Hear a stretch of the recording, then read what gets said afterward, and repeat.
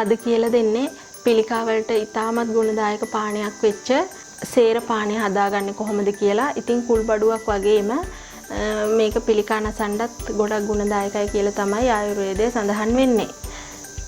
ඉතින් ඔයාලට මේ වගේ තවත් අලුත් වීඩියෝ දැනගන්න ඕනේ නම් අපේ channel එක subscribe කරන්න. ඒ වගේම මේ විදිහේ අපි කියලා දෙන කෑම වර්ග හදලා ඒ වගේ රසවත් බව කොහොමද එහෙම කියන එකත් අපිට comment කරන්න. ඉතින් එහෙනම් අපි වීඩියෝ එකට ගිහිල්ලා බලමු කොහොමද හදාගන්නේ කියලා. අපිට මේ තේ එක හදාගන්න මේ විදිහේ සේර ඕන වෙනවා. මේවා ගෙදර හදාගත්ත ගහකින් හරි එහෙම නැත්නම් මාකට් එකකින් හරි ගන්න පුළුවන්. මේවා හීන් වෙන්න කපලා වේලගෙන තමයි අපි කුඩු එක හදාගන්නේ. ඒක තමයි තේ වගේ පාවිච්චි කරන්නේ. ඊට සුවඳවත් කුළුබඩුවක් වගේම පිළිකා වලට ගොඩක් ගුණදායී දෙයක් තමයි සේර කියලා කියන්නේ.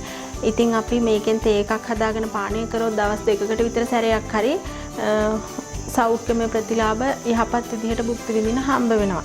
ඉතින් මේක කපන්නේ මෙන්න මේ විදිහට.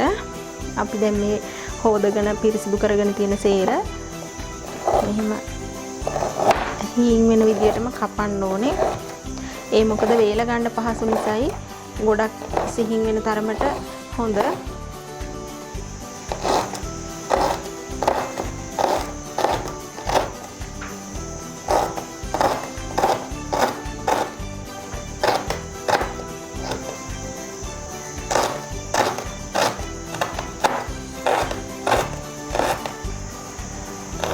මේක කපද්දි පැත්ත පලාතම සුවඳයි.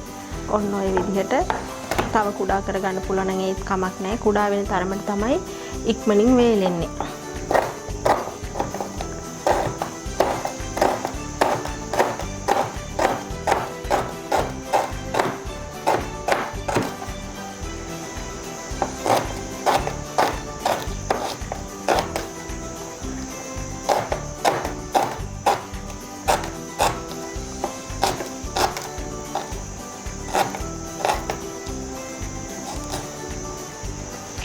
මාකට් එකකින් හරි කොහෙන් හරි ඔයාලට සේර ඉත්තක් හම්බ වුණොත් මේ විදියට මුලත් එක්ක තියෙන මේක දැන් මම මුල කොටස කපලා තියෙන්නේ. ඔයාලට කරන්න තියෙන්නේ මේක වතුර භාජනයක දාලා දැන් මේ විදිහට නෙමෙයි ගෙනාවට පස්සේ පොඩි මුල් කෑල්ලකුත් එක්කම තමයි තියෙන්නේ. ඒ කොටස වතුර එකකට දාලා තියන්න. එතකොට අර තියෙන මුල තව චුට්ටක් දික් වෙනවා. ඔයාලට එතකොට ඒක අරගෙන ගෙවත්තේ තැනකින් පෝච්චියකින් හරි ඉඳ ගන්න පුළුවන්.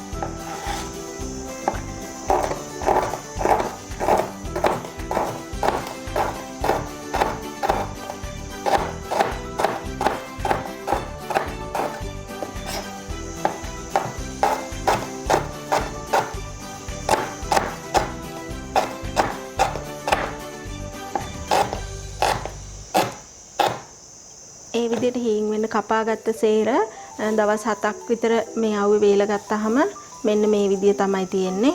හොඳට වේලිලා තියෙන්නේ. අපිට මේක ග්‍රයින්ඩරයට දාලා අමර ගන්න පුළුවන්.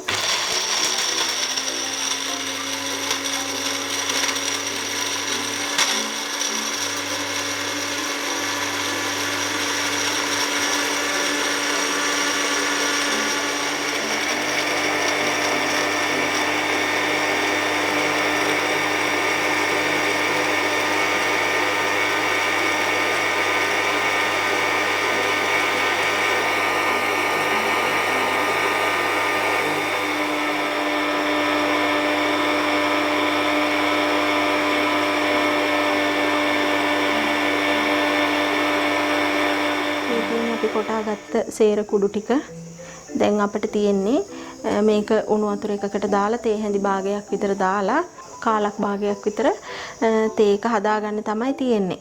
අපිට මේ සේර කුඩු එක ඉඟුරු වෙනුවට තේ හදන වෙලාවට පාවිච්චි කරන්නත් පුළුවන්. ඉඟුරු නොදා මේකෙන් චුට්ටක් දාලත්. එහෙම නැත්නම් සේර කුඩු වලින් විතරක්ම තේ හදාගෙන බොන්නත් පුළුවන්.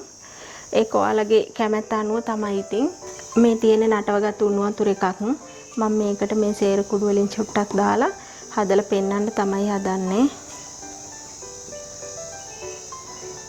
දැන් අපි මේක පොඩ්ඩක් තැම්බෙන්න පීරිසියෙන් වහලා තියමු. දැන් මේක විනාඩියක් විතර තැම්බුණාට පස්සේ මෙන්න මෙහෙම තමයි තියෙන්නේ. මේක දැන් උඩට කුඩු පාවෙනවනේ චුට්ටක්.